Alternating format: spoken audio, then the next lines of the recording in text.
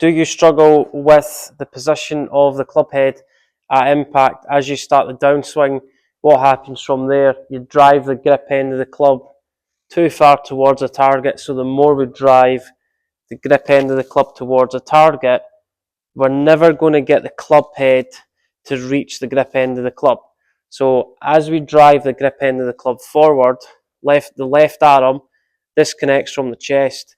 The only way we're going to get the club head to catch up with the grip end of the club is we'll really start to sort of tilt back. Our feet are going to work back the way away from the target. There's no weight transfer forward, and our weight essentially stays on our back foot. So we see a lot of golfers who have this bizarre affiliation to creating this maximum lag, and what they'll do is they'll drive the grip end of the club forward, left arm works away from the chest, the club head is way behind the hands. The only way we're going to get the club head to release is we're going to flip the club for as long as possible in the release. So the club head's going to flip really abruptly late on in the release, and if you lose the face to the left, if you lose the ball to the left, if you just struggle keeping the golf ball on the golf course, think about what you're doing. We want to feel from the top of the backswing, we're not driving the left arm off the chest. The club head gets well behind the hands, and then we really release that club late by accelerating the club head, grip end of the club slows down. Feet are always working back away from the target. Our weight's going in the opposite direction. So think about your right elbow and its connection with your chest.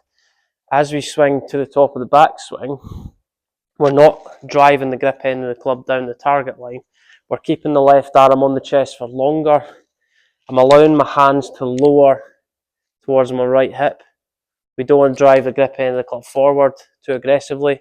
We want to let this feel more organised. The club needs to feel more organised. We see a lot of golfers who create this artificial forward shaft lean too early on in the downswing, then they have to get out of that position to try and get the club head to catch up with the grip end of the club. So when we hold that lag position for too long, this left wrist gets really cupped, and then through impact that hinders our ability to control the face. The club head releases too aggressively. If you swing the club back, there's going to be a loading of the pressure into the left side. You're keeping your left arm on your chest for longer. There's going to be a landing of pressure into that left side, so your weight's going to lower into your left side. My left shoulder feels like it's positioned over my left foot. We're lowering the arms, left arm feels like it works down the chest. We're lowering the arms. Get the club in relation to your right hip. For us to hit the golf ball, we're going to have to transfer our weight back into that left side. The more we drive forward with the grip, the more we're going to have to go back, try and get the club head to the ball. The more we can feel like we release the club a little bit earlier in relation to your right hip. It's almost a feeling of the arms lowering. I'm not releasing the club back here. I'm not driving the hands forward. I'm just letting the hands lower in conjunction with your right leg. And as I get the club to P6 with the shafts parallel to the ground, you can see club head's in line with my hands, if not slightly inside. I don't want to be in this position where the club head's always working outside, because from there to shallow this club to try and get the club to the ground, I'm always going to tilt back, an artificial way of shallowing the golf club. So what we have to really install is thinking about what happens before we get to impact. And whatever happens beforehand has a massive bearing on the position of the club head and how our body orientates itself at impact. If we don't set things up in the most appropriate way beforehand, we're going to have to make a series of compensations. So all we're really trying to do is swing to the top. That allows the arms to lower. Then from here, I'm just going to really apply a little bit of pressure to my right hand on the golf club. And then from there, I'm going to line up my impact position. There's a straight line between left shoulder, my hands, and my left foot, as opposed to if I drive the grip forward, I tilt back, and then we lose our face control. A drill you can do that's going to correlate this, it's going to almost connect this to the same position, is hit some right-handed shots. And what we're going to try and do from here, as we swing to top, we see a lot of golfers who release the right arm too early, the right arm straightens. The right elbow always works behind the right hip in the downswing. The right arm starts to straighten, create an impact position. It's very weak. Right palm goes up towards the sky. Make some right-handed swings only. Place your left hand, put it on the front of your right elbow. Really just try and make some right-handed swings. allowing the left arm to lower down the chest if you were doing two hands. Right elbow gets the middle of your stomach before your right wrist. You can see there's much more of an extended angle in my right wrist, a bit more bend in that right arm. And I'm just going to hit some shots, feeling like I'm allowing right elbow to work into the middle of my body before my right hand. If I never get my right elbow ahead of my right hip, that right elbow go back, the hand will come forward. We'll add lots of loft. Spin loft goes through the roof, and we just add lots of backspin. So we're just going to make some swings. I'm landing my weight left shoulder over left foot. Left arm's going to lower down the chest. And then from there, right elbow works into the middle of your body before your right wrist. So your right elbow is going to work into the middle of your body before your right wrist. Another drill you can use is a split grip drill. Place your hands at the same width as your shoulders. We're going to make some swings, pressurising that left side, so I'm landing my weight left arm lowers down the chest.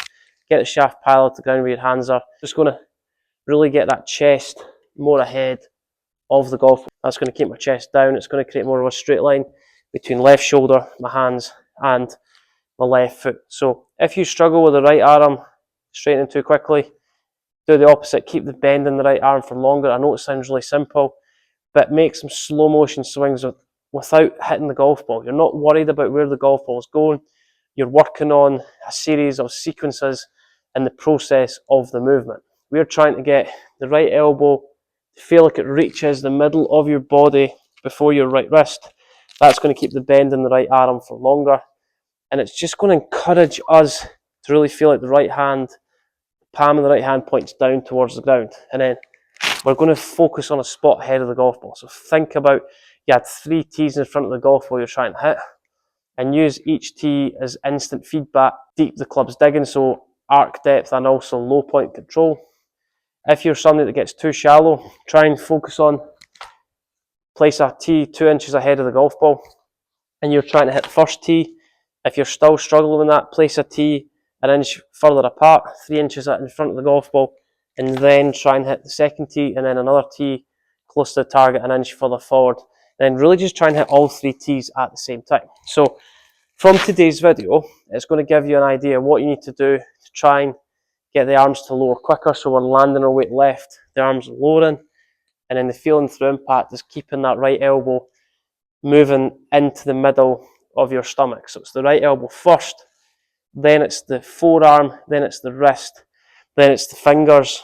Golfers who release the club early, the right hand goes up first, then the forearm, then the arm starts to straighten, and then we tilt back. So make some swings, really just trying to get this feeling of left shoulder over left foot, left arm down the chest, get the club parallel to your right hip, and then just make some swings where you get your right elbow to the middle of your stomach before your right wrist, and just hit some shots, left hand only, right elbow forward, right palm down, and then just hit some shots, feeling that connection, feeling the correlation between the right elbow moving forward, right palm down, and obviously focus on a spot 2 or 3 inches ahead of the golf ball. We're trying to hit through that spot all the way through.